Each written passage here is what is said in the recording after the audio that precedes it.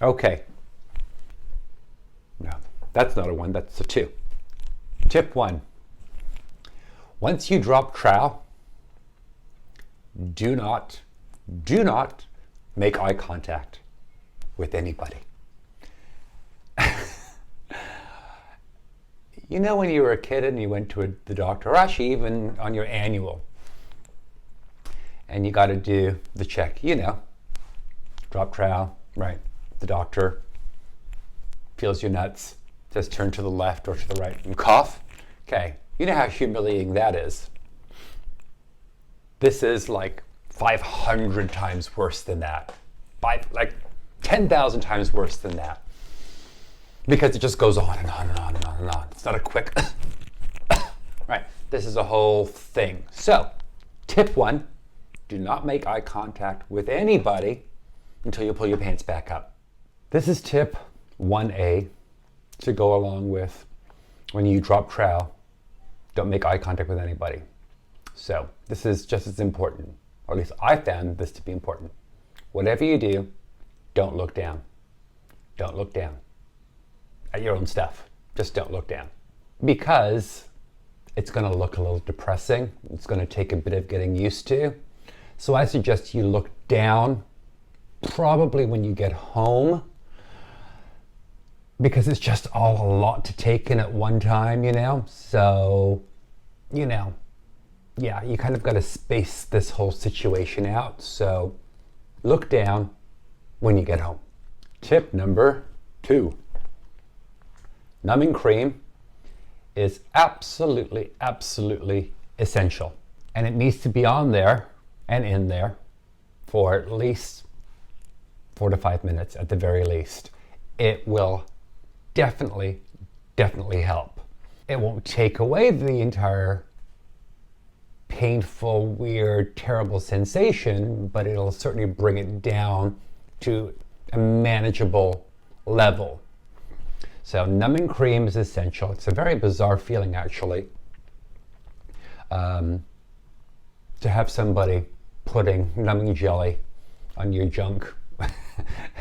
It's not KY or lube or anything like that. It's a very strange sensation, but it's got to go in and down, and I don't know how far it's going to go down.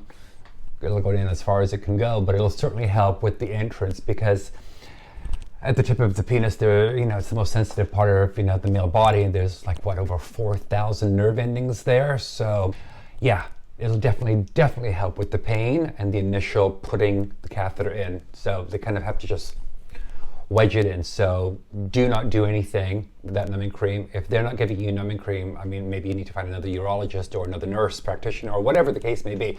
You got to have your numbing cream. Don't do anything without numbing cream. Tip number 3. What I would recommend as well, to help with the stress of the situation, is if you could have held somebody's hand, that would have been great. But the circumstances are kind of awkward. You're naked from the waist down, getting a catheter put in. It's not an ideal situation to have your best friend or your girlfriend or your boyfriend or whoever holding your hand. It's pretty humiliating as it is. So what I'd recommend is getting yourself a stress ball, like one of these guys here, which I got for like $1.50, right? So that while you're getting the catheter put in, you have something to hang on to get you through it. Now, I didn't have one at the initial time, so I asked the nurse to give me a whole bunch of paper towel, which I squished into a big ball, and I just held on to that so that I could get through the situation. So get yourself a stress ball. They're pretty cheap, $1.50. Trust me, you'll thank me, because you got somewhere to squeeze. And I wouldn't recommend squeezing the nurse or the urologist while they're inserting a catheter into your penis. They got to focus on what they're doing. So get yourself a stress ball. Tip number 4. You got to breathe. Probably one of the most important tips I should say, about getting a catheter put in. You got to breathe, because if you tense up, it feels like everything just clenches and shuts down. So you can only imagine that if you're like this, there's no way that it's going to be easy for them to push this thing through. So you've got to take a deep breath and relax, which goes against all of your instincts, completely goes against all of your instincts, because you're just bracing yourself for the pain. So you've got to really concentrate, take a few deep breaths, and just hang on to your squeeze balls and relax and let it go. I'm telling you, it's honestly, I couldn't relax the first couple of times, right? And the nurse was like, "Come on, Tony, come on. You're making this harder on yourself. It's going to be much more painful because everything is tight. You got to just take it down a notch." And of course, not looking at her and looking at the ceiling and hanging onto my squeeze balls, I finally took her advice and relaxed, and it was a lot easier. I had a much better go of it. So breathe, even though it goes against all of your instincts. Breathe. And maybe this is going to the urologist, is wear baggy pants or jogging pants or track pants or baggy shorts or cargo, whatever it is. You just can't wear slim chinos or anything like that, because there's no space.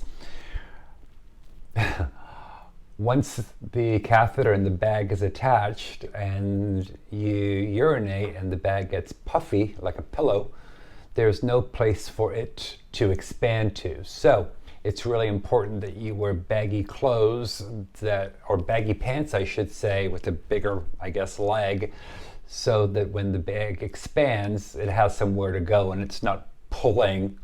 Your pant leg is not pulling. And also too, you don't want to be on your way home or, the days that come, with this very obvious lump on your leg drawing more attention to you.